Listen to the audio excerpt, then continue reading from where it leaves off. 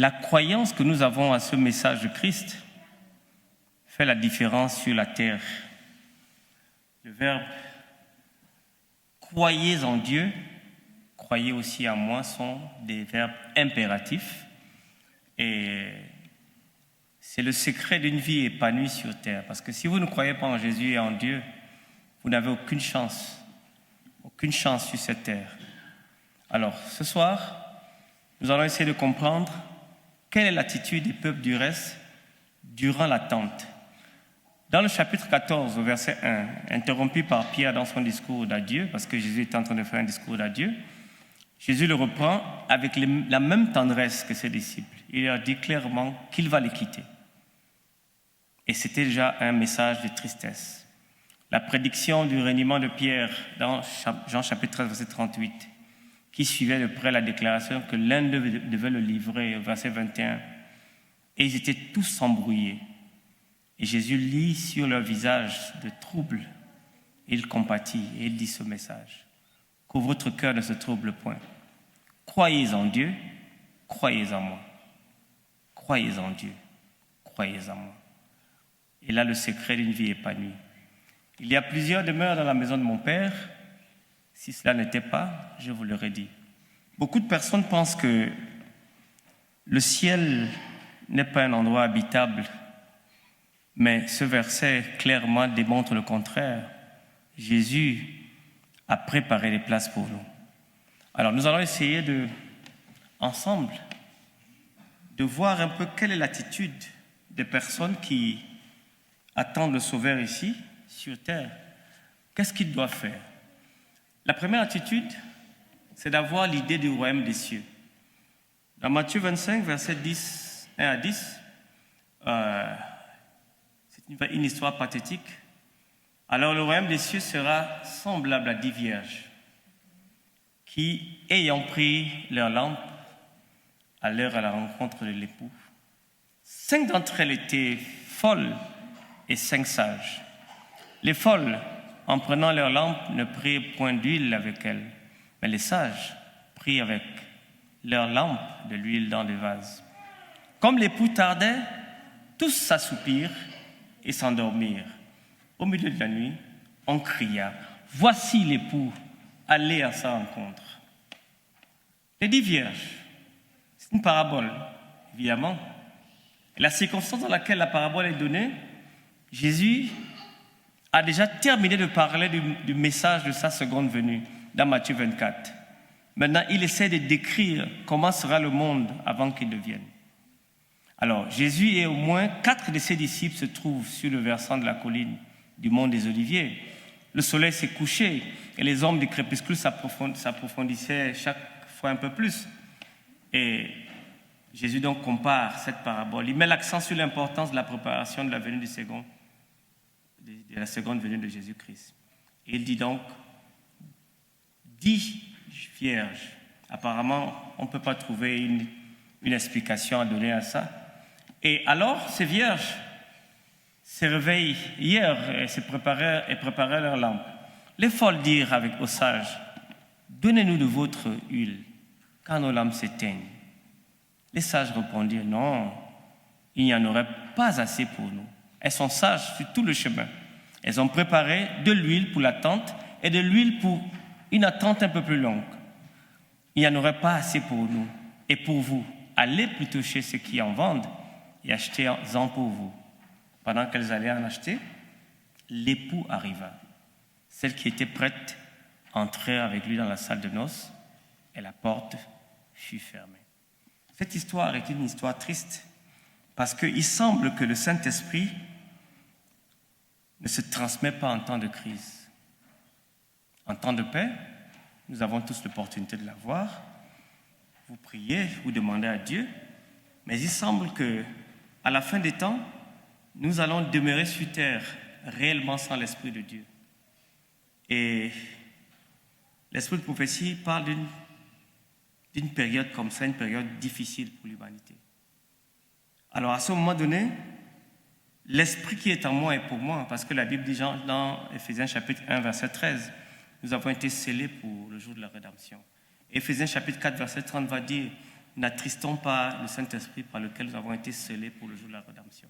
Donc ici, l'esprit qui symbolise l'huile n'est pas transmissible. Chacun pour soi devant sa destinée. Donc la première leçon dans l'attente, c'est qu'il faut s'évertuer à conserver l'esprit. L'esprit de Dieu est un don qui a été donné à toute l'humanité. Jésus est mort pour tous les humains et l'esprit a été donné pour tous. Et dans ce sens, nous avons donc la possibilité de pouvoir être remplis de l'esprit. Alors, c'est-à-dire lors du retour de Christ, annoncé dans le chapitre précédent que on a vu dans Jean chapitre 14, le royaume des cieux est décrit par diverses paraboles. On le connaît, le royaume des cieux et le royaume de Dieu. Et ici, il s'agit du dernier royaume de Dieu qui sera semblable aux divers traits de la parabole que Jésus va raconter. Donc, il y a un usage en Orient où les noces se célèbrent de nuit. Je ne sais pas pourquoi cela se fait ainsi, mais en Orient, le mariage ne se fait pas la journée, ça se fait la nuit. L'époux se rend le soir à la lueur des flambeaux chez sa fiancée afin de l'épouser et de l'amener dans sa maison. Les amis de noces qui entourent l'épouse sortent au-devant de l'époux à son arrivée et prennent part aux cérémonies du mariage, aussi bien qu'au banquet qui a lieu chez l'époux. Et la fête peut durer 8, d'autres jusqu'à 40 jours. Le texte reçu comme nous l'avons, nous savons que le texte est un texte qui est clair, il n'y a pas trop de problème. Alors ces vierges se réveillèrent et préparèrent leurs lampes. Les folles dirent aux sages, « Donnez-nous de votre huile, car nos lampes s'éteignent. » Les sages répondirent, « Non, il n'y en aura pas assez pour vous et pour nous. Allez plutôt chez ceux qui en vendent et achetez-en pour vous. » Pendant qu'elles allaient en acheter, l'époux arriva. Celles qui étaient prêtes entrèrent avec lui dans la salle des noces et la porte fut fermée. Alors ce soir, nous allons voir cette dimension de l'esprit qu'on abandonne parfois par négligence. Verset 11. Plus tard, les autres vierges vinrent et dirent, « Seigneur, Seigneur, ouvre-nous. » Mais il répondit, « Je vous le dis en vérité, je ne vous connais pas. » Et le verset 13, qui est un verset le plus intéressant ce soir, « Veillez donc, puisque vous ne savez ni le jour ni l'heure. » Lorsque le Christ reviendra dans sa gloire, il y aura d'autres séparations, comme l'indique la parabole de 10 vierges. On a donné diverses interprétations à cette parabole, c'est vrai, mais il semble préférable de la comprendre comme un jugement sur les Juifs qui seront vivants peu de temps après le retour du Seigneur en gloire. C'est le contexte du chapitre 24, verset 3. Le jugement des païens, des brebis et les boucs aura lieu lorsque le Seigneur reviendra une fois pour juger le monde. Mais ce qui est intéressant ici, c'est que Jésus dit il revient, ça fait 2000 ans, il n'est pas revenu. Donc il y a une tension à vivre. Il y a une tension de il vient demain et demain n'est pas arrivé. Et souvent, les personnes se découragent. Les gens se découragent. La lecture de la Bible n'est plus là, ponctuelle, le culte n'est pas là, mardi, vendredi, c'est pas grand-chose. Et j'ai même l'impression que si Jésus revient un jour, je pense qu'il ne reviendra ni le sabbat ni le vendredi, parce qu'il trouvera beaucoup plus de personnes. J'ai bien l'impression qu'il viendra un mercredi soir. Oui, c'est qu'il aura trouvé 3 personnes à l'église, mais des véritables personnes. Parce que, vous savez, la culture du culte est une culture de Dieu. En fait, quand on vient à l'église le mercredi ou le vendredi, on vient parce que il faut le faire, même si vous ne comprenez pas qu'il faut le faire. En fait, on n'est pas chrétien parce qu'on vient à l'église, mais sans venir à l'église, vous ne pouvez pas l'être non plus. Lire la Bible, c'est des actes qui sont des actes anodins. Si vous ne lisez pas la Bible, vous ne pouvez pas vous en sortir, mes amis. Alors ce soir, nous allons essayer d'analyser ensemble ce qui est important dans la venue de Christ. Alors, l'esprit et l'épouse dont disent « viens » et que celui qui entend dise « viens ». Il y a donc cette tension que nous devons vivre.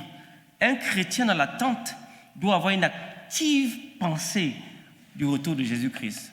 Parce que quand vous regardez le monde et tout ce qui se passe autour, il est temps que ça cesse. Il est temps que ça cesse. Quand vous lisez Apocalypse chapitre 22, verset 17, vous voyez qu'il y a un désir, même les anges eux-mêmes. C'est un ministère qui est souvent oublié. Les anges préparent autour de nous des êtres qui peuvent être sauvés, mais nous n'avons pas le temps. Au temps des apôtres, donc, l'attente de sauveur était un élément essentiel de la vie de l'Église. Paul pensait même de son vivant que Jésus arrivait de son vivant, et Jésus n'est pas arrivé. Et il a changé un petit peu sa théologie. Cela apparaît jusqu'à dans nos prières. Seigneur, bénis-moi, bénis mes enfants, bénis mon Église, bénis mon œuvre. Tout tourne autour de nous et jamais autour du monde. Le Saint-Esprit dit non à cette attitude. Il ne veut pas que nous restions hypnotisés par nos besoins, nos problèmes et nos projets. Il veut nous montrer Christ. Il n'y a jamais autant de personnes qui ont vécu pour eux-mêmes que les chrétiens. Alors qu'en réalité, Dieu nous a fait vivre pour les autres. Pour les autres. Si chacun de nous prenait au moins une âme à la fois, par année, une âme, un voisin, je crois qu'on aurait de meilleurs résultats. Nos pensées se portent vers Jésus et c'est là le plus important. Alors ce soir, nous allons essayer de voir que les vierges qui ont bradé leur esprit n'ont pas été très intelligentes. Le Saint-Esprit et cette qualité, comment expliquer ça? C'est vrai qu'il y a beaucoup de gens maintenant qui n'aiment pas entendre le mot Trinité. Le Saint-Esprit est cette puissance qui vous transforme et qui transforme l'autre, qui transforme votre message. Tout ce que vous touchez devient différent. Alors, le premier danger dans l'attente, c'est le problème de faux prophètes. C'est un problème très épineux et vous devez faire très attention à cela. Beaucoup de faux prophètes sont apparus dans les années au temps où Jésus est mort après la mort de Jésus-Christ. Ce n'est pas un phénomène nouveau. Dans les 10 dernières années, j'ai été confronté avec des doctrines comme Yeshua HaMashiach. Et cette doctrine m'a semblé étrange. Je sais reconnaître maintenant la marque du diable. Elle est facile à reconnaître. La seule chose que Satan ne peut reproduire, c'est l'amour. C'est la seule chose. Alors, j'ai eu dans mes églises des gens qui ont commencé en Guinée équatoriale. Vous chantez, lorsqu'on met le mot Dios, ils vont mettre Yeshua. Et ça crée une cacophonie dans l'église. Après, les autres leur ont dit, mais pourquoi vous faites comme ça? Les paroles, il n'y a pas Yeshua, il y a Dios. Ils disent, non, ce n'est pas le vrai nom de Dieu. Division. Division. Alors, l'église est arrivée à un point de division où ceux qui voulaient appeler Jésus Yeshua s'est mis de côté, dans une rangée, et ne saluèrent pas les autres. Alors, je voyageais en Guinée équatoriale. Ils étaient une vingtaine. Et je les ai pris dans une salle. Et j'ai écouté pendant 3 heures leur plaidoyer. Ces frères ils avaient des yeux qui brillaient de passion. Mais c'était une passion sauvage, violente. Je les ai écoutés. J'avais même sommeil, mais j'ai pris mon temps de les écouter. Alors, je leur ai fait la question. D'où vient cette nouvelle appellation? Ils m'ont sorti les chaînes de YouTube. Et je disais, non, je ne veux pas suivre, mais expliquez-moi ce que vous avez compris. Il y avait un tableau. Après 3 heures, je me suis levé, je dis, bon, je vous ai écouté, mais laissez-moi maintenant vous donner ma contribution. Je leur ai fait une question. Est-ce que vous lisez l'hébreu? Ils m'ont dit non.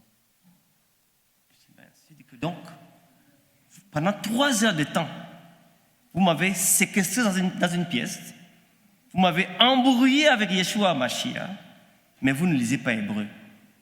Et vous avez enseigné un professeur de langue depuis 20 ans. Est-ce qu'il n'y a pas un peu de folie dedans? C'est de la folie. Voici ce qui se passe.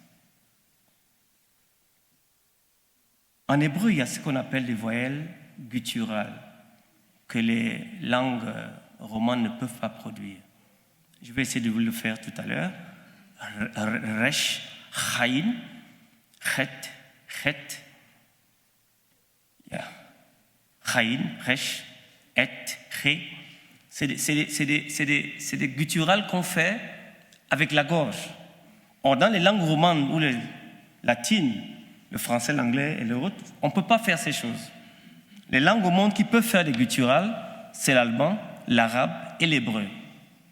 Alors, si Jésus devait s'appeler d'abord Yeshua HaMashiach n'existe pas dans l'Ancien Testament, il y a seulement dans Daniel chapitre 9, verset 24, où il y a le nom du Messie. Donc, déjà, il y a un problème là. Si vous l'appelez Jésus de son vrai nom, ce sera comme ça. Yeshua HaMashiach.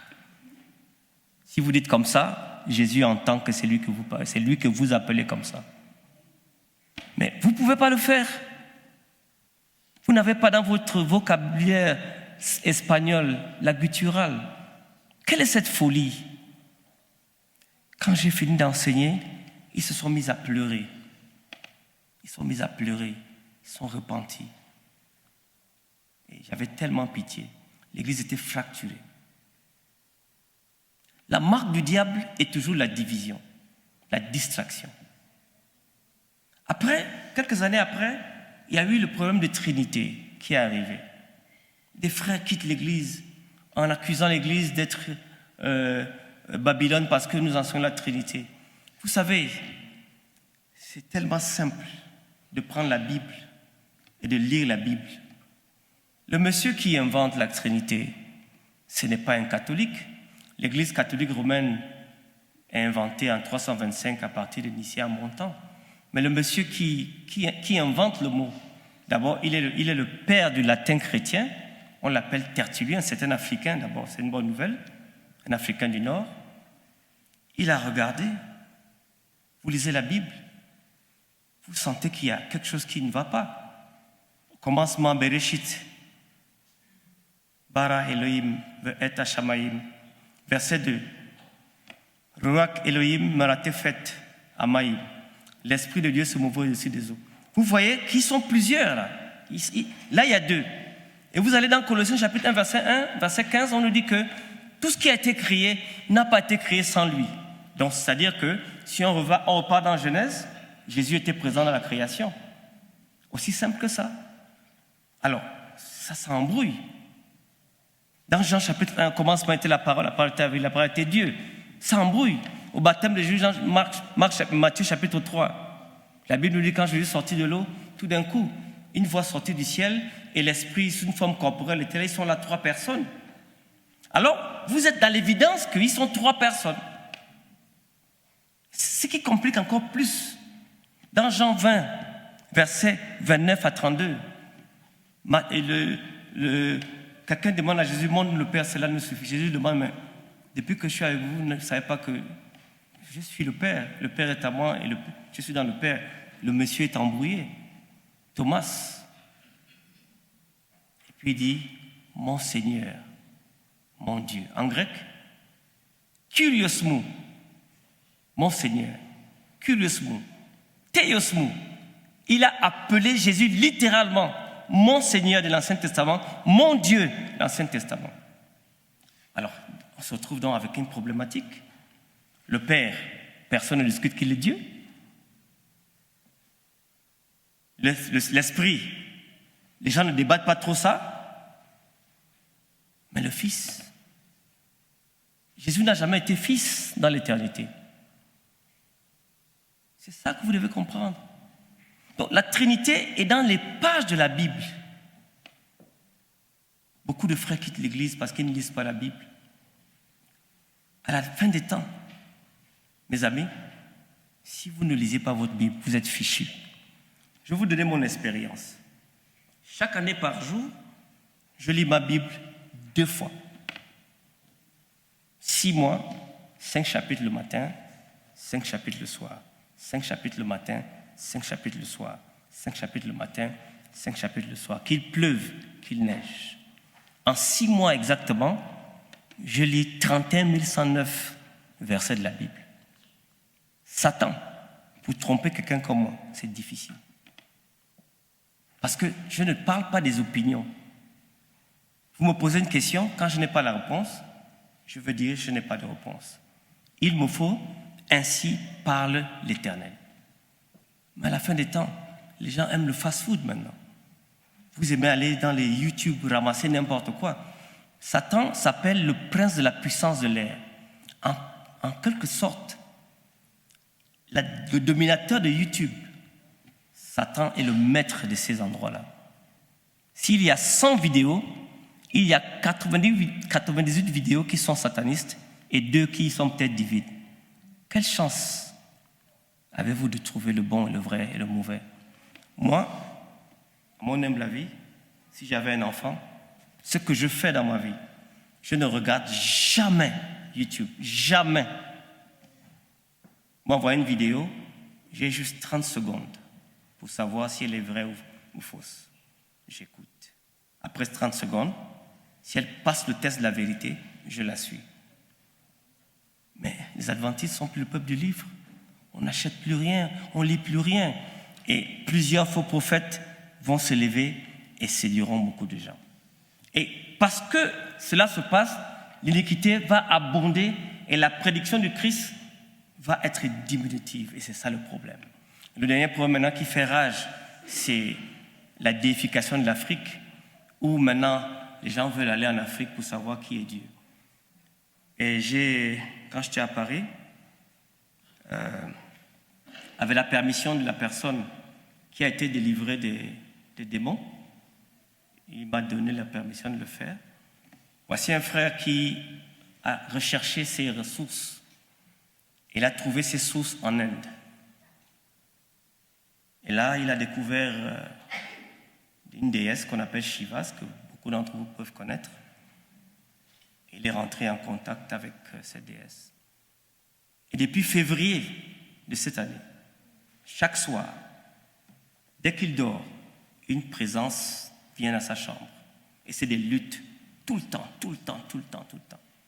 Et dans mes présentations, quelqu'un m'approche et me dit « Pasteur, j'ai besoin de votre aide. » Je regarde le frère, je le sens abattu. Il faisait chaud, mais il avait froid. Je lui dis, qu'est-ce que je peux faire pour vous? Il me dit, pasteur, j'ai besoin de votre aide. Comme j'étais fatigué, j'avais fini la conférence. Je lui dis, écoute, on s'appelle le soir. Le soir, je suis arrivé, j'étais fatigué, j'ai dormi. Le matin, 8h, je l'appelle. Je dis, bon, frère, qu'est-ce qui se passe? Il m'a expliqué son histoire. Et je lui ai dit, tu as fait une grave erreur. Est-ce que tu te repens? Il a pleuré, il a prié Jésus, il a demandé pardon. Et puis j'ai fait une prière de délivrance. Mes amis, la fin des temps, Satan n'est pas un joker. Il est là, il travaille 24 sur 24 heures. Il n'a aucune minute, il n'a pas de répit. Il veut détruire votre foi. Mais avant toute chose, quand il réussit à détruire la foi dans la parole de Dieu, il vous a déjà gagné. C'est fini. Dès que vous commencez à dire la Bible, la Bible contient, vous commencez à mettre des adjectifs sur la Bible, c'est fini. Pour moi, la Bible, de Genèse à Apocalypse, est la parole de Dieu. Point barre. Point barre, il n'y a pas à débattre dessus. Il n'y a pas à débattre dessus. La parole de Dieu est notre seule sauvegarde. C'est notre seule chance de résister dans cette fin des temps. Parce que toute l'armada sataniste est lancée contre vous. Et je vais vous surprendre. Vous savez que nous sommes maintenant 8 milliards d'habitants sur la terre. Mais le démon, le diable, a avec lui sur terre le multiple du milliard. C'est-à-dire que pour toi, mon frère, il peut avoir 100 démons pour te garder. Pour toi, 100 démons. Il a ce qu'il faut pour nous détruire. La bonne nouvelle, c'est que Dieu n'a besoin qu'un seul ange pour me protéger. Un seul ange. L'ange éternel campe autour de ceux qui le craignent et les arrache au danger.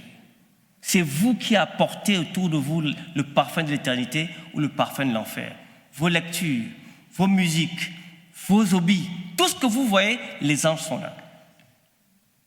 Alors, les faux prophètes sont un empêchement à notre avancée. Car dans les jours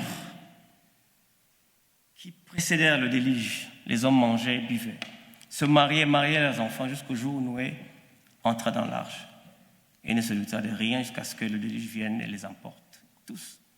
Il en sera de même à l'avènement du Fils de l'homme. Vous savez, il y a des gens qui vivent pour le monde. Il y a une profonde sagesse dans ce mystère voulu de Dieu. Pourquoi cette déclaration est en pleine contradiction avec le verset 34? Ils mangeaient et buvaient, se mariaient et se donnaient en mariage. Ici, ces expressions peignent si bien le cours ordinaire de la vie terrestre. Ils disent également quelle est la parfaite sécurité des hommes de cette génération, qui ne comprennent point, qui ne connaissent point, ne se doutaient de rien, n'eurent aucun pressentiment de l'effroyable catastrophe qui allait les emporter. Quelle image! Quelle image! Vivre de la chair, sortir le matin, rentrer le soir, sans demander à Dieu de vous donner une occasion, une opportunité de prêcher l'Évangile, c'est une vie qui n'a pas de sens. Normalement, quand vous sortez de chez vous le matin, vous n'avez pas la circonstance. Oui, j'admets que la France est un pays qui devient un pays séculaire, où si vous donnez une brochure à quelqu'un et s'il voit Jésus, il vous la rend parce qu'ils ne veulent pas de Jésus. C'est vrai, la France est devenue comme ça. Mais il y a une différence avec le Saint-Esprit. N'essayez pas d'être vous-même. Laissez Dieu vous prendre en France. Laissez le Saint-Esprit vous habiter. Et laissez-lui travailler à travers vous. Vous allez voir les mêmes résultats qu'il peut avoir. Aussi simple que ça. C'est parce qu'on réfléchit trop. On ne convertit pas avec les stratégies. On convertit avec le Saint-Esprit. Ce n'est pas la stratégie qui fait la chose. C'est le Saint-Esprit. Un sourire, un regard, un geste aimable, quelque chose. Dieu peut attirer une âme vers vous. Il y a une profonde sagesse dans ce mystère. De là, le Seigneur déduit, dans les versets qui suivent, une exhortation à la vigilance. L'Église entière, ainsi placée jusqu'à la fin, dans un état d'ignorance et d'attente. Ces paroles doivent donc rendre forts et discrètes les recherches sur les prophéties relatives. Et ça, c'est très important. Celui qui avait reçu, et ça, je termine par ça, cette histoire m'interpelle et t'interpelle ce soir. Celui qui avait reçu les 5 talents s'en alla les fit valoir. Et il gagna 5 autres talents. Celui qui avait reçu les 2 talents en gagna 2 autres. Celui qui n'en avait reçu qu'un alla faire un creux dans la terre et cacha l'argent de son maître. C'est bien, bon et fidèle serviteur. Tu as été fidèle en peu de choses. Je te confierai beaucoup dans la joie de ton maître. Celui qui n'avait reçu qu'un talent s'approcha ensuite et il dit, Seigneur, je savais que tu es un homme dur, qui moissonne où tu n'as pas semé et qui amasse où tu n'as pas vanné. J'ai eu peur et je suis allé cacher ton talent dans la terre. Voici, prends ce qui est à toi. Et la colère du maître et le serviteur inutile, jetez-le dans les ténèbres du dehors où il y aura des pleurs et des grincements de dents. Jésus a répété cette phrase à de nombreuses reprises pour décrire la manière imagée, les remords de l'enfer. Donc, revenons un peu ensemble. Qu'est-ce que le don spirituel? Je vais expliquer ça dans quelques temps. Dieu t'a appelé pour le salut et il t'a doté d'un don spirituel. Et le choix de Dieu pour toi, pour le service, c'est le don spirituel. Alors, si tu n'es pas dans ta place, Dieu t'appelle pour être peut-être un diacre et tu te retrouves ancien. À la place du diaconat, il y a une personne qui n'est pas à sa place. À la place du diacre, il y a une personne qui n'est pas à sa place. 2 perdus se perdent. Parce que le serviteur inutile, il va vivre l'enfer. C'est ça que ça veut dire, le dernier verset. Jetez-le dans les ténèbres du dehors, où il y aura des pleurs et des grincements de dents. Est-ce que vous connaissez vos dons spirituels? Qui êtes-vous? Quelle est votre identité? Quelle est votre cartographie spirituelle? Moi, par exemple, j'ai découvert mes dons simplement comme ça. Je me suis baptisé en 95 et j'étais passionné, je faisais tout et n'importe quoi. Et puis les gens m'ont dit, mais écoute, Pat, quand tu expliques la Bible, on comprend. Et puis 2 ou 3 personnes dans différentes églises m'ont fait la remarque. j'ai pris ça comme étant une volonté divine. J'ai dit, oh oui, donc j'ai le don de connaissance. Je suis quelqu'un qui, avant d'être chrétien, j'avais un niveau si moyen. Je ne sais pas, j'étais un élève moyen. Je n'ai jamais eu 11 dans ma vie scolaire. La plus grande moyenne que j'ai eue, c'était 10,70. J'étais un homme moyen. Mais quand je suis devenu chrétien, alors là, les gens m'appellent un génie. Je lis un livre de 500 pages en 1 jour, 2 jours, 3 jours, quand je suis passionné. Je rentre dans une bibliothèque, je bouffe tout. Je lis, je comprends. J'adore la bibliothèque personnelle, j'ai 4800 livres. Je suis passionné des livres. Et quand vous rentrez dans ma bibliothèque, vous ouvrez n'importe quel livre, vous allez trouver ma marque dedans. Un highlighter est là, vous allez voir, j'ai lu. Et si vous me demandez une information, je sais exactement où la trouver, dans mes livres. Parce que Dieu m'a donné ce don. Si vous m'appelez la nuit, dit pasteur, bon, on veut comprendre ce verset, j'ai étudié tous les problèmes de la Bible. Quand je ne le connais pas, je dis, bon là je ne connais pas, donne-moi un peu de temps. Et dès que mon esprit est dessus, je vais aller analyser tout dans la langue originale et je vais te dire, bon voilà ce que le texte veut dire, voilà ce qu'il ne veut pas dire. Après, j'ai découvert un autre de mes dons. Je me suis senti poussé parfois pour prier pour des gens malades. Et je me rappelle un accident qui s'est passé aux Philippines. Un pasteur étudiant avait eu un cancer du cerveau. Et le nom de cette maladie était effroyable. Alors j'ai appelé 11 pasteurs africains pour prier pour ce pasteur-là. Et j'ai fait une erreur terrible. J'avais dit le nom de la maladie avant la prière, que le frère souffre de ça. Et tous les pasteurs, quand ils priaient, ils ne priaient pas pour la guérison, mais ils priaient pour la mort. Je n'ai jamais compris ça. Un des pasteurs dit, Seigneur, permets que cet homme aille mourir chez lui. On ne prie pas comme ça. Le pasteur, l'ancien, celui qui a le nom de guérison, ne regarde pas la maladie, mais regarde à Dieu. Notre rôle, ce n'est pas de regarder à la dangerosité de la maladie. Il n'y a aucune maladie qui n'est supérieure à notre Dieu. Dieu est plus puissant que toute maladie. La maladie est là, c'est vrai. Les médecins ont dit qu'il va mourir, c'est vrai. Mais qu'est-ce que Dieu a dit? C'est ça qu'il faut faire. Ce monsieur est parti. Il est mort le lendemain de ma prière. Et ça m'avait affecté. Moi, que vous soyez en cancer terminal, que vous soyez maladif, que la science a dit on ne peut rien pour vous, ce n'est pas mon problème. Ce n'est pas mon problème. Mon problème, c'est de penser que Dieu est capable de guérir. C'est cette foi qu'on a besoin de nos jours. Laissons Dieu agir. Laissons-le avoir tort. Laissons Dieu décider d'une éventuelle guérison. Et je vous assure, dans ma petite vie de pasteur, j'ai vu des miracles sur miracles, miracles sur miracles, miracles sur miracles. Samedi à Paris, vendredi soir à 3h du matin, une voix me dit, Patrick, prie pour les malades. Il est 3h30.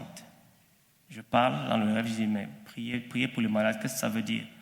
Il me dit, non, je veux que tu fasses un appel pour tous les malades. Je dis, Seigneur, moi je ne suis pas un pentecôtiste. Il me dit, la voix me dit, j'honore ce qui m'honore. Je vous avoue que à 3h55 exactement, je me suis rendu compte que je n'étais pas en train de rêver. Je parlais à une personne et j'ai dit, prière pour les malades. Et le matin, j'ai dit au pasteur de l'église dans laquelle je prêchais, je veux faire un appel, et je l'ai fait. Et les appels que je reçois, il y a des gens qui avaient des métastases, qui n'en ont plus, d'autres qui avaient des leucémies, qui n'en ont plus. Donc, vous ne pouvez pas limiter Dieu, mais il faut attendre que Dieu vous dise quelque chose. Parce que entre la prétention et la foi, c'est deux chemins parallèles. Il y a très peu d'hommes sur terre qui peuvent distinguer qu'est-ce qu'on appelle la prétention et la foi. La foi agit pour Dieu, par sa puissance. La prétention, c'est de dire que c'est moi qui fais au nom de Dieu. Alors, le don spirituel est votre identité. C'est comme ça que vous devenez un ouvrier avec Dieu. Mais quand je fais des exercices des dons spirituels, très peu de chrétiens savent quels sont leurs dons spirituels. Quel est ton don? Le sais-tu? Généralement, une personne doit avoir 5-6 dons, 2 à 3 minimum.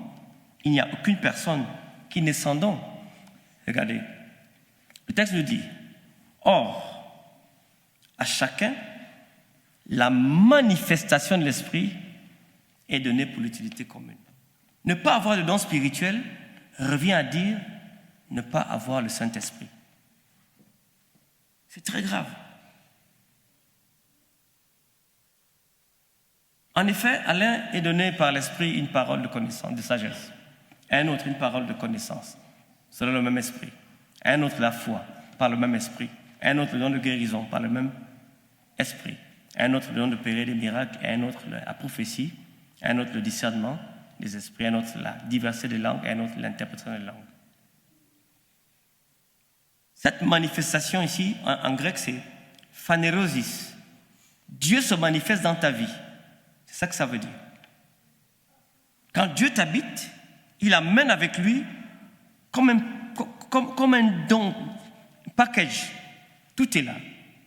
Si tu es une chantre, à chaque fois que tu chanteras, des âmes vont se convertir à Dieu. C'est la raison pour laquelle, moi, quand j'ai mes choristes, j'identifie des voix. Il y a des voix qui percent le cœur.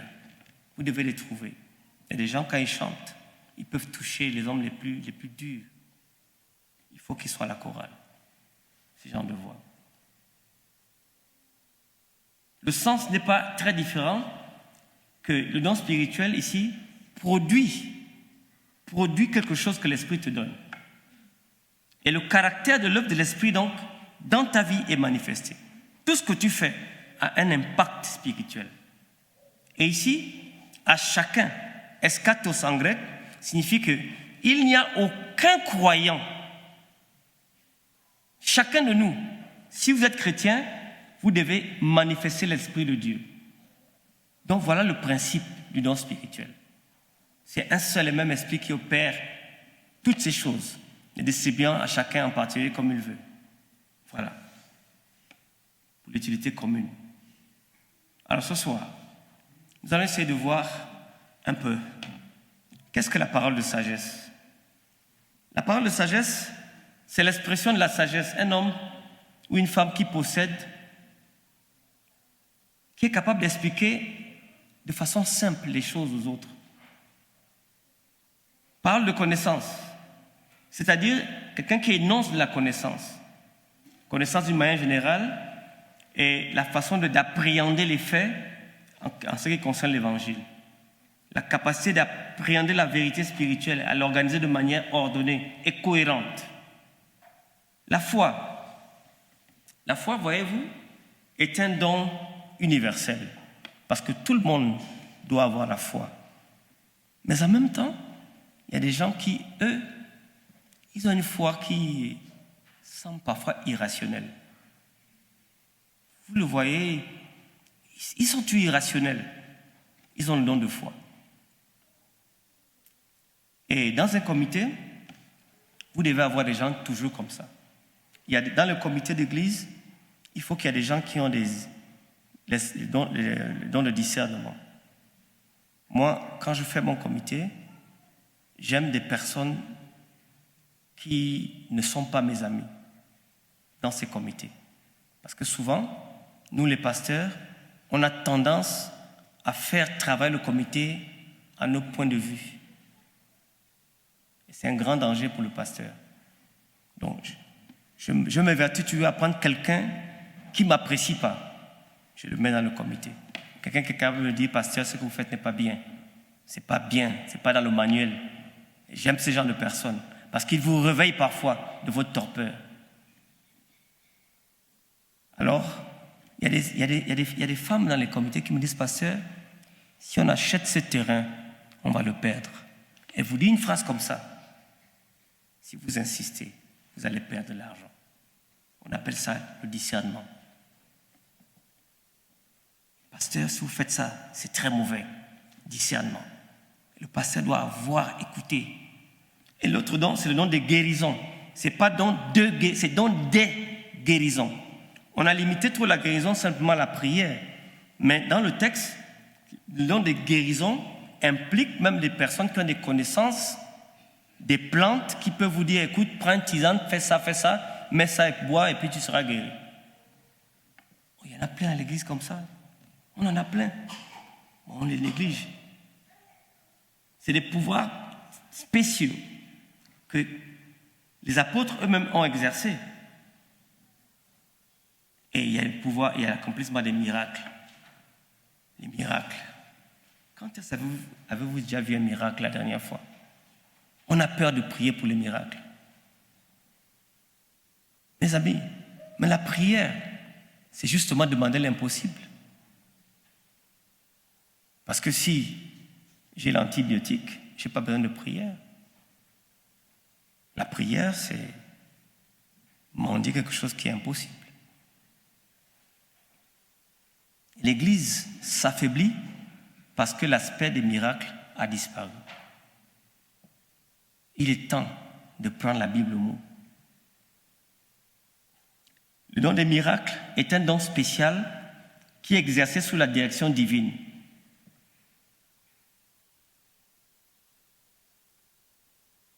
Et il faut demander à Dieu des interventions parfois miraculeuses.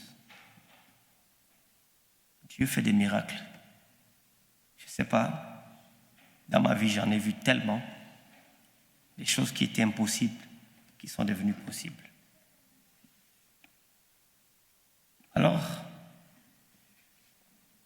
les dons spirituels sont si importants que si vous n'avez pas l'Esprit de Christ, cela signifie que vous ne lui appartenez pas. Parce que nous ne vivons plus selon la chair, mais selon l'Esprit. Parce que l'Esprit de Dieu habite en nous. Et si quelqu'un n'a pas l'esprit missionnaire, il démontre quelque part qu'il vit selon la chair. Puisque si vous avez l'amour de Christ, il y a Paul qui nous dit, l'amour de Christ nous presse. Vous ne vous appartenez pas. Il ne suffit pas d'être intellectuellement chrétien, mais il faut être vraiment spirituellement chrétien.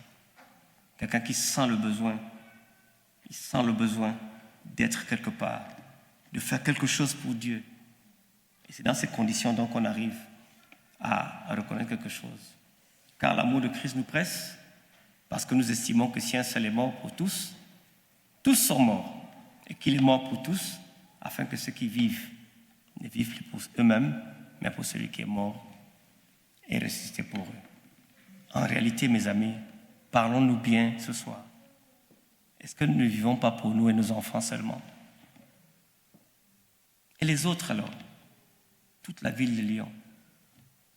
Si Jésus vient ce soir, il nous prendra avec lui. Et les autres? C'est de ça qu'il s'agit. C'est de ça qu'il s'agit. Pour terminer mon propos, je vais citer l'esprit de prophétie. Madame White nous dit, ceux qui attendent avec vigilance la venue du Seigneur ne restent pas oisifs. L'attente de la venue du Christ leur inspire la crainte du Seigneur, la crainte des jugements qui frapperont la transgression.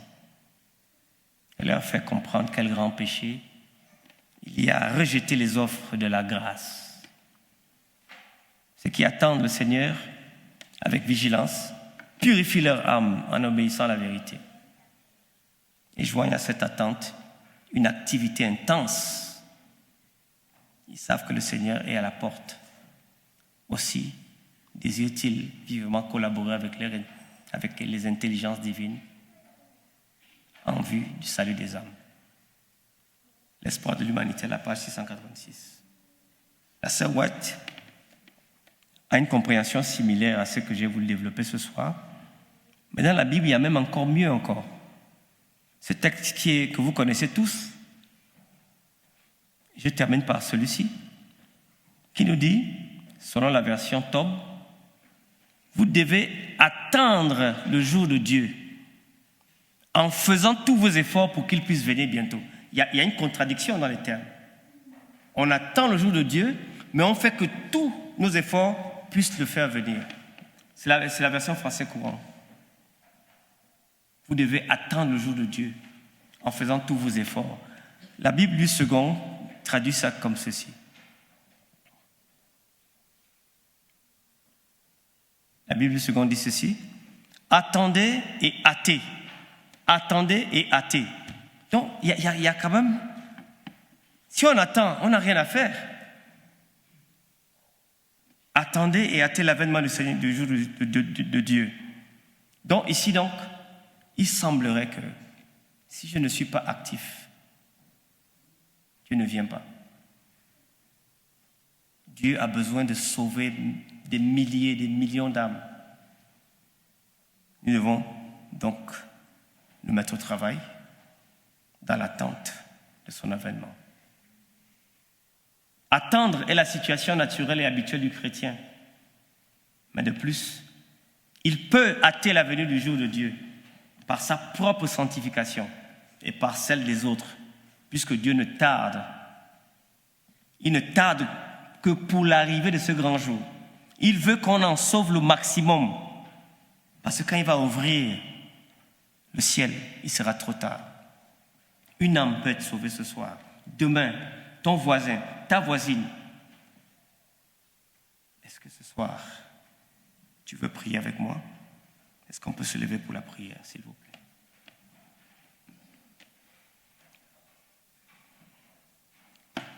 Seigneur Jésus-Christ,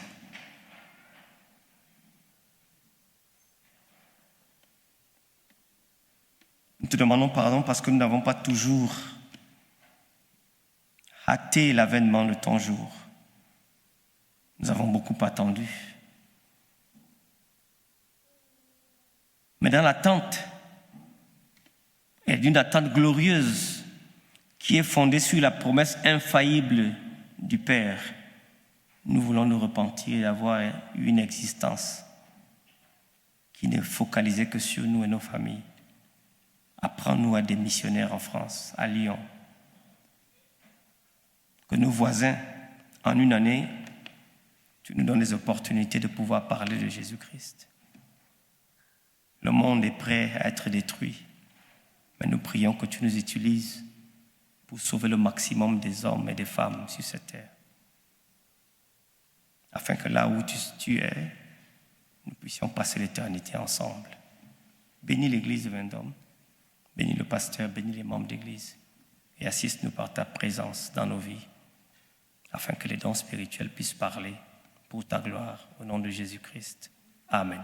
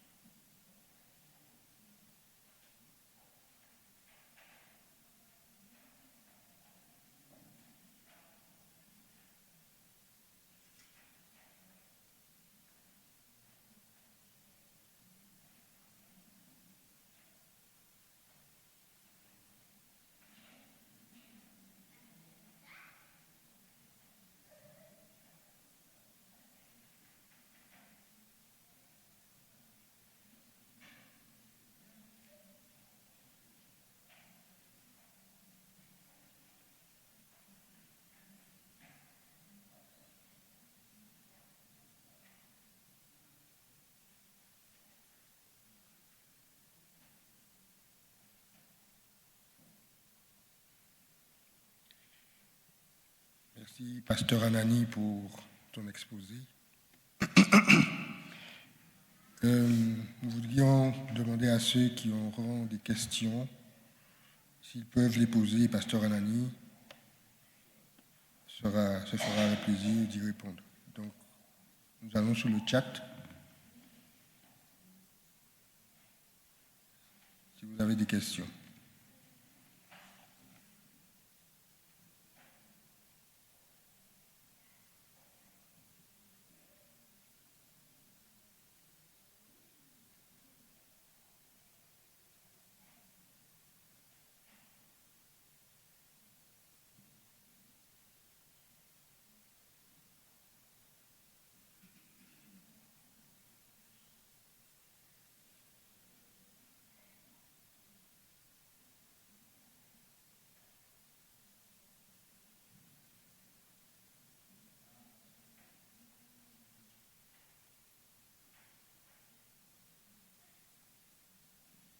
Pasteur Anani, pourriez-vous revenir sur Colossiens 1, verset 15, s'il vous plaît?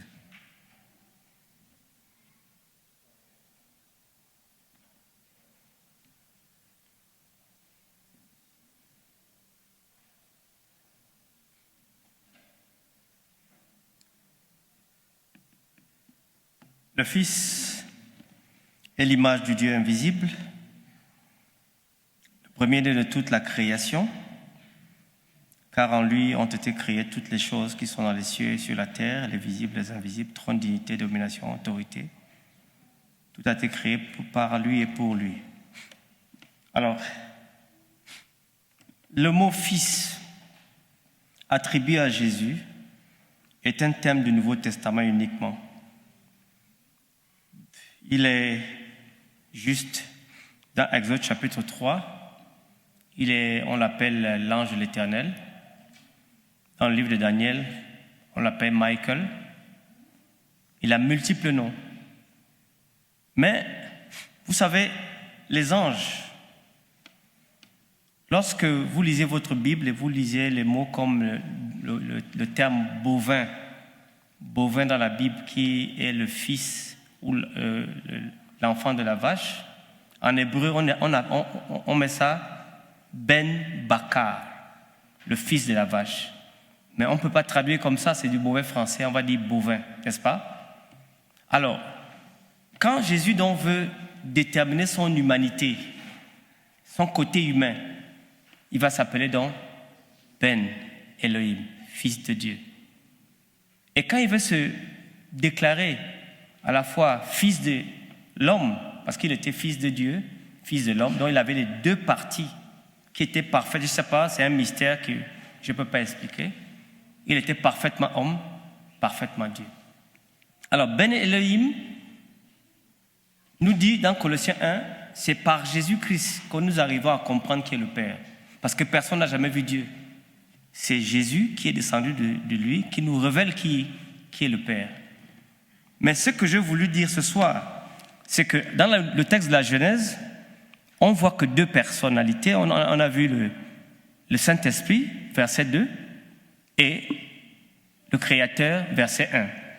Mais dans Colossiens 1, verset 16, le texte nous dit que toutes les choses qui sont dans les cieux et sur la terre, les visibles et les invisibles, les trônes, dignité, domination, autorité, tout a été créé par Jésus et pour lui.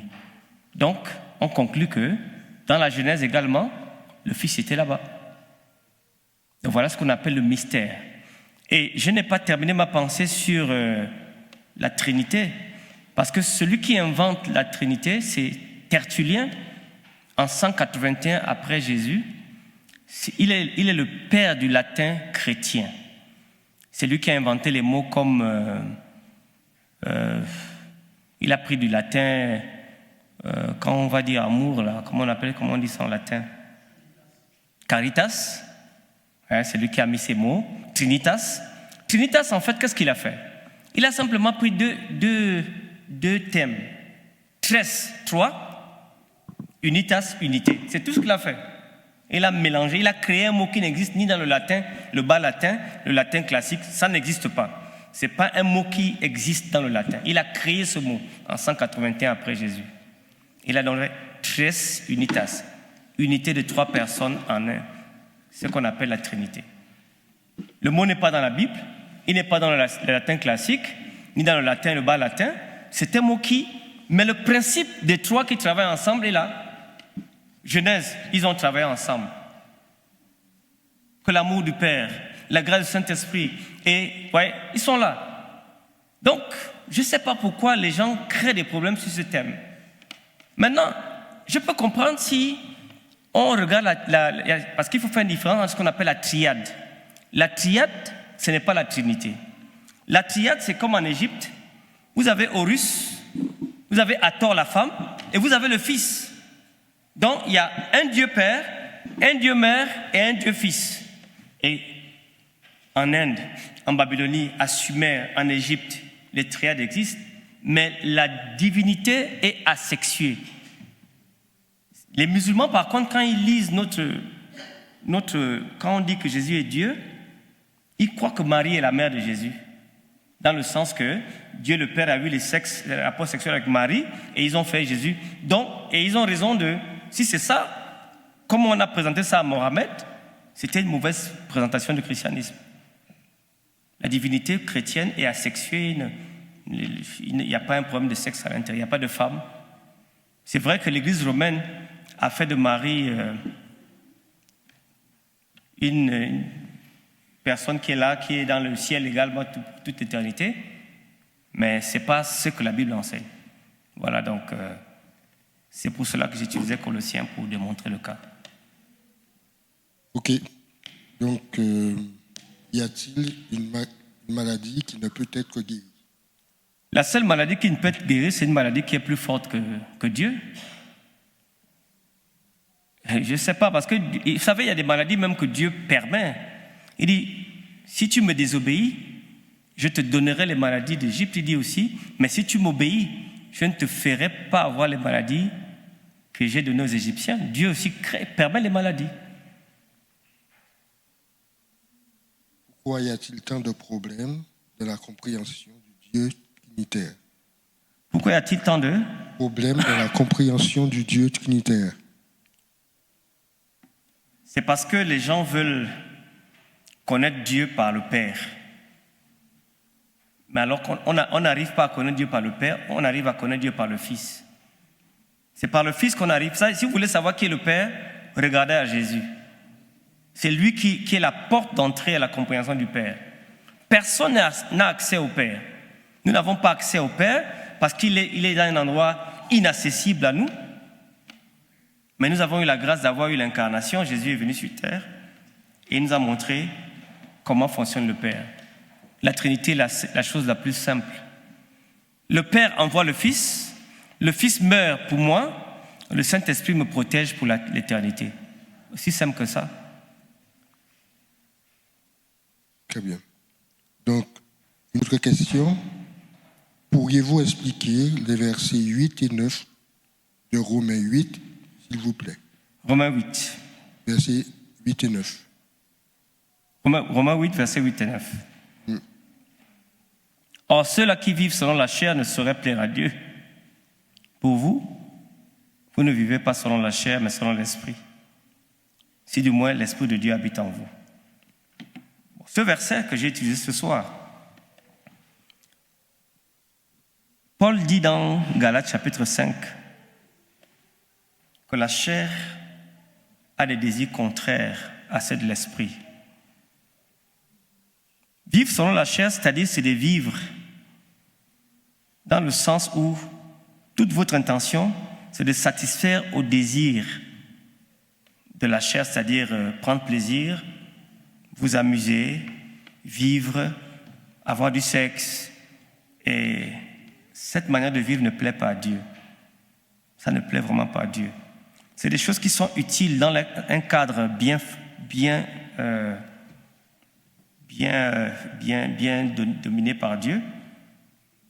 Et nous sommes des personnes qui devons vivre dans la domination du Saint-Esprit. Donc vivre selon la chair, c'est de mettre les choses de la chair au-dessus des choses de l'Esprit.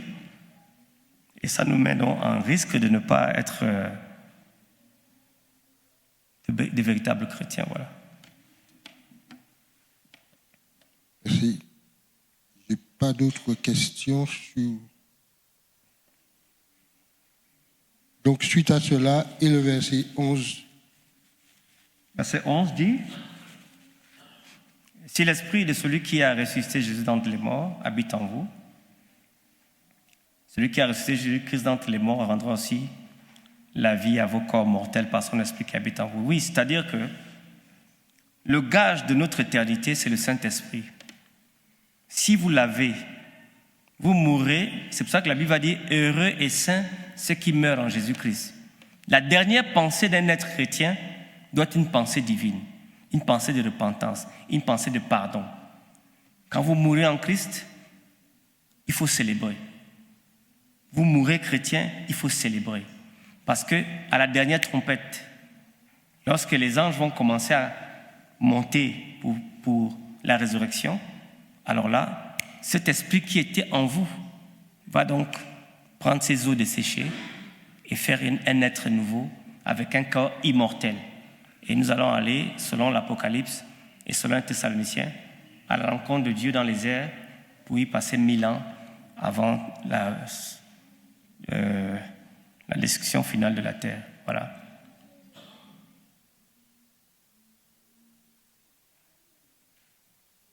Il n'y a pas d'autres questions pour le moment. D'accord. Le chat. C'est bien donc. Yes, question? Voilà, ça c'est une très bonne question. Pour connaître les dons spirituels, il faut écouter les gens. Il faut écouter les gens.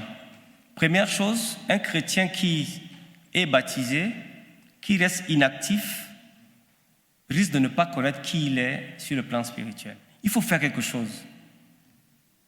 En faisant une chose, on te dira, écoute, quand tu fais le diaconat, tu es toujours énervé. Tu comprends que le diaconat n'est pas ton don spirituel. Tu essaies l'école du sabbat, secrétaire de l'école du sabbat. On te dit, oh, mais quand tu fais l'école du sabbat, on est content. Vous voyez, les remarques des gens sont des indicateurs qui peuvent vous indiquer que vous avez un don ou pas. Parce que le don, c'est pour l'utilité commune. Et c'est dans la communauté qui identifie en vous ce que Dieu a planté dans votre cœur. C'est comme ça. On est tous redevables les uns des autres. C'est comme ça que ça se passe. Donc on doit se regarder et vous devez dire aux frères, quand tu prêches, vraiment mon cœur a été touché. Quand tu enseignes, donc vous devez être très attentif. Mais aussi, nous avons eu une brochure 1997 qu'il faudrait que vous retrouviez. C'était les dons spirituels clés pour un ministère. 3e trimestre 1997. Si vous retrouvez cette brochure, à l'intérieur, il y avait des questionnaires, vous pouvez remplir, et puis ces questionnaires permettaient de vous découvrir vos dons. Moi-même, j'ai écrit un livre, Les dons spirituels, où j'ai un truc qui permet d'identifier plus de 27 dons spirituels. Donc, des gens écrivent. Même un évangélique a écrit un très bon livre, où à la fin, je vais essayer de trouver une bibliographie et donner au chat pour que ceux qui veulent identifier leurs dons puissent le faire. Okay. Il y avait cette question sur le chat. Y a-t-il une méthode pour reconnaître ces dons spirituels? Donc, tu as répondu. Bon, la méthode, c'est juste travailler. Travailler, faire des erreurs, tomber, se lever. Et dans ce processus, la communauté va vous dire réellement qui vous êtes. Et rappelez-vous, le don spirituel est la capacité supérieure que Dieu donne à un membre du corps de Christ pour faire une activité. Et il faut faire aussi une précision. Il y a les dons universels, comme il y a les dons de libéralité. Nous devons tous donner la dîme et les offrandes. C'est un don universel. Mais il y a des hommes et des femmes qui, eux, et ils peuvent donner même toute leur fortune à Dieu. Donc, il y a la foi, par exemple, c'est un don universel. Nous devons tous avoir la foi. Mais il y a des personnes qui, quand ils ont cette foi, vous vous demandez est-ce qu'ils sont même normaux. Donc, il y a des dons comme ça, il y a des dons universels. Il y en a 3 ou 4 qu'il faut vraiment faire attention avec. Parce que les dons, et les dons d'évangélisation également, qui sont des dons universels. Et ces dons, vous allez souvent voir des frères qui vont dire non, mais cette église, elle n'évangélise pas. On ne sort jamais. Ils font ce qu'on appelle la projection de leurs dons. Ils veulent que tout le monde soit comme eux. Mais tout le monde ne doit pas être comme moi. Voilà, c'est ça le problème. Donc, il faut faire. C'est une très grave erreur que nous commettons.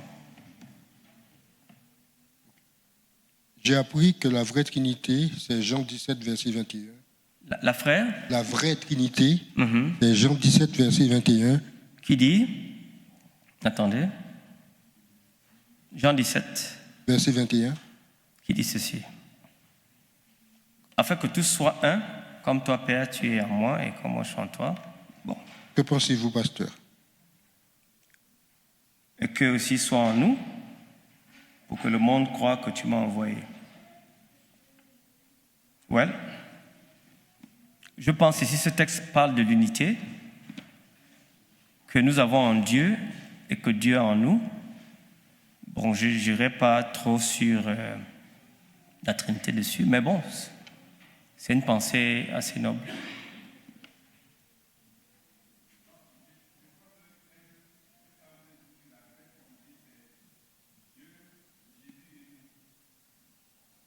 Non.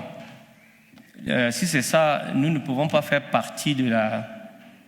Parce que la triunitas signifie que c'est l'unité de trois personnes égales. Le Fils est Dieu,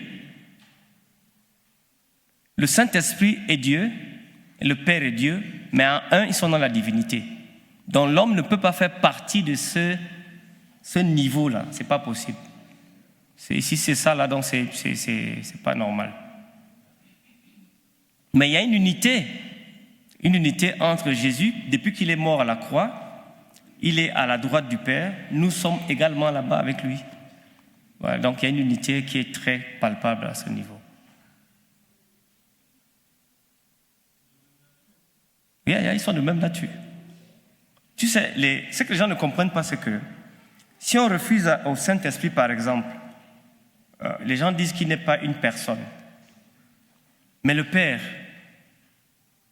c'est vrai qu'il y a des débats dans l'Ancien Testament.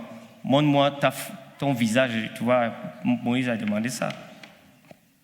Et le Père lui dit, cache-toi ici parce que je veux passer. Et puis, Moïse a vu le dos de Dieu. Bon, ça, c'est des débats qu'on va y arriver, machin. Mais le Père était un être spirituel, Jésus était un être spirituel, et l'Esprit était un être spirituel. Ce n'est qu'à l'incarnation, à cause de nos péchés, que Jésus il s'est fait homme. Il s'est fait homme et il va rester jusqu'à toute l'éternité dans une forme coincée à cause de notre salut. Ce que Jésus a payé pour nous, ça n'a pas de prix. Ça n'a pas de prix. C'est pour ça qu'il faut apprécier le salut. Il faut apprécier la croix. Il a payé un prix incalculable. Il s'est humilié à un point à prendre la nature d'une créature. C'est pour cela que la croix, il y a des moments, il faut lire Matthieu, les évangiles vers la fin, là, de 25 à 27, pour vous rafraîchir la mémoire, ce qu'il a subi pour nous. Jésus a payé le prix. Et ça, c'est tellement intéressant. Alors, une autre question, faut-il impérativement travailler à l'Église? L'Église est l'endroit, une association des enfants de Dieu. Et c'est l'endroit où on se prépare, où on se réchauffe, où on est ensemble.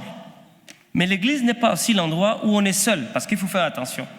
Dans Matthieu chapitre 13, la Bible dit, les fils du royaume, c'est le blé. L'ivraie, c'est les fils du diable.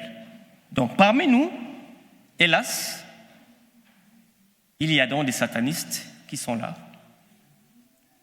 Et leur travail, c'est de créer la zizanie, parce que le mot grec pour dire ivraie, c'est zizanion, qui a donné le mot français zizanie. Ils sont là, ils créent le trouble, ils font les problèmes, ils enlèvent la paix, il n'y a pas d'harmonie. Mais malgré cette différence, l'Église est le meilleur endroit pour être sur cette terre. Je vous assure, il n'y a pas meilleur endroit sur terre. L'Église. Sans Église, vous n'avez pas de réalité. Parce que c'est ce groupement de personnes qui vont faire des groupements à l'éternité. Donc c'est un entraînement à vivre ensemble là-bas. Si on ne peut pas vivre ici ensemble, ici, on ne pourra pas vivre ensemble au ciel. La raison pour laquelle je crois qu'un raciste n'a pas de place à l'éternité. Un raciste ne peut pas aller au ciel. Dieu lui fera plaisir de ne pas y aller. Parce que nous sommes tous égaux devant Dieu. Du point de vue de Dieu, quand Dieu nous regarde, il ne voit pas les couleurs. Il voit que des êtres humains. Donc voilà. Il y a Gab qui a mis un lien qui conduit vers les clés pour un don ministère. Un lien pour aller sur une brochure en PDF avec les liens sur les dons du ministère. Sur la brochure de 1997, là.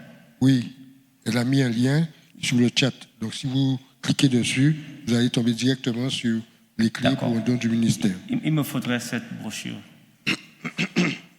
Pourriez-vous me dire pourquoi la réponse immédiate de Dieu dans Genèse 3, versets 15 à 16? Alors je suppose que la personne voulait dire pourquoi Dieu répond immédiatement dans Genèse 3, versets 15 à 16. Les gens ont leurs problèmes dans la tête. Laisse-moi voir. Genèse 3, verset 15. Et 16. Je mettrai une inimitié entre toi et la femme. Je ne saisis pas la question. Pourriez-vous me dire pourquoi la réponse immédiate de Dieu dans Genèse 3, versets 15 et 16? Bon, ça commence à verset 14. L'Éternel dit au serpent, « Puisque tu as fait cela, tu seras maudit. » Verset 15.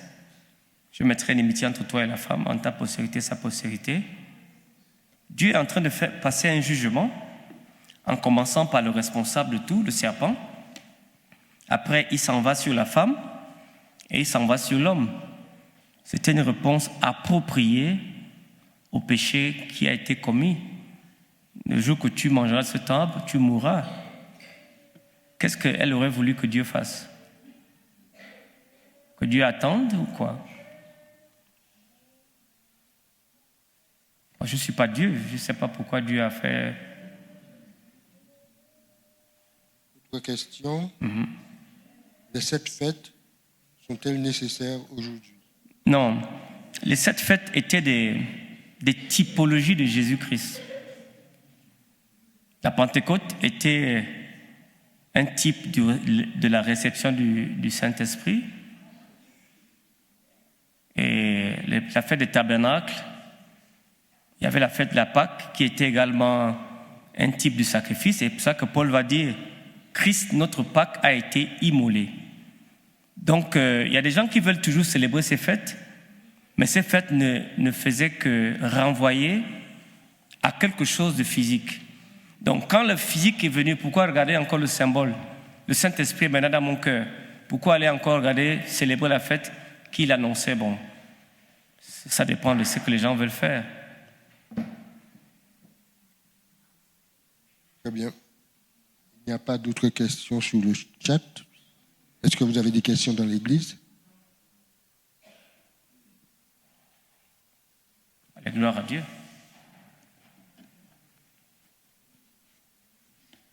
Merci.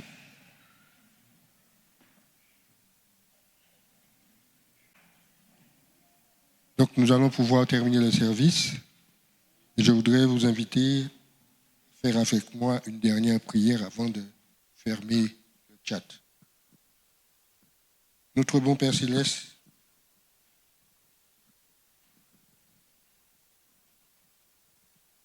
nous bénissons ton nom pour ce temps d'édification que tu nous as donné durant cette semaine.